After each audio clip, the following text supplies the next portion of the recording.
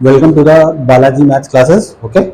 Our next question of integral is integrate cos x raised to the power 4 sin x raised to the power 3 dx.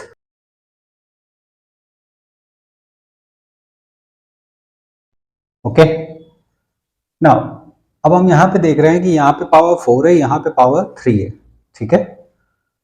तो जिसके ऊपर odd power होगी, okay, once again, जिसके ऊपर odd power होगी उसमें से हम सिंगल पावर को सेपरेट कर लेंगे. मतलब देखिए, इसको हम इस तरह से यहाँ पे राइट डाउन कर सकते हैं, that is cos x raise to the power 4 sin square x और sin x.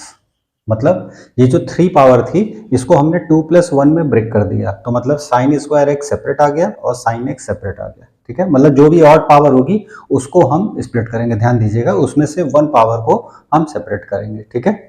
अब यहाँ पे नोट कीजिए, sin square x can be written as 1 minus cos square x. Okay. हम यहाँ पे cos square theta plus sin square theta is equal to 1 वाली identity का यूज करके sin स्क्वायर x को रिप्लेस कर रहे हैं. ओके.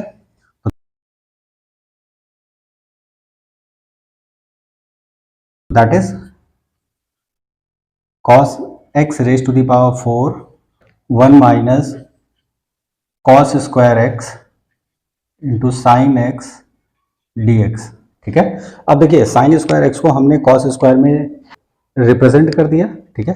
तो अब देखिए, इतना पार्ट हमारा cos के टर्म में है और ये सिंगल sin x हमारा सेपरेट लिखा हुआ है. इसका मतलब क्या हुआ, वी कैन से लेट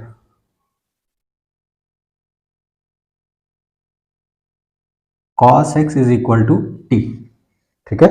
यहाँ पे cos x को t मान ले और cos x का डिफरेंशिएशन हमें मालूम है sin x के टर्म में आएगा.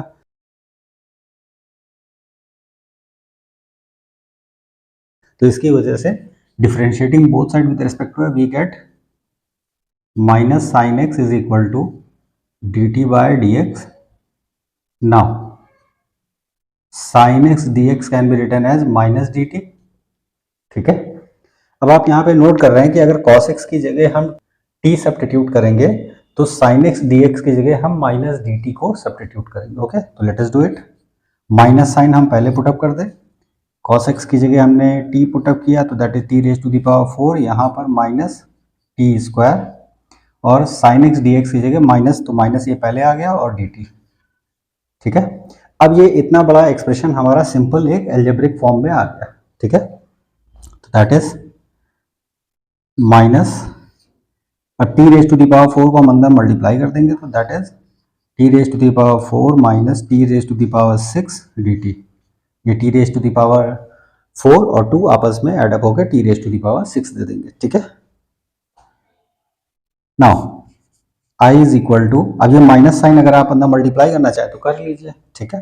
तो that is what we will get t raise to the power 6 minus t raise to the power 4 dt.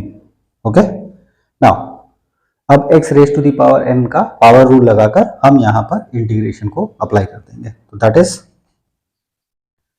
t raise to the power 7 divided by 7 minus t raise to the power 5 divided by 5 plus c, क्योंकि पूरा integral operate हो गया तो integration constant को हम put up करेंगे. अब हम क्या कर रहे हैं कि वी हैव गॉट i. ठीक है. We have got this integral now. लेकिन ये हमारा आंसर नहीं है क्योंकि हमने यहां पर t की जगह cos x को सब्स्टिट्यूट करना है. ओके. तो लेट अस डू इट. तो that is i is equal to 1 by 7 cos x raise to the power 7 minus 1 by 5 cos x raise to the power 5 plus c, and this is our final ultimate answer. Okay. I hope you got it. Please like और subscribe जरूर कीजिएगा. तो video कहीं नहीं समझ में आ रहा हो तो उसको पॉज करके एक एक स्टेप को ऑब्जर्व करते हुए लिख के समझिए.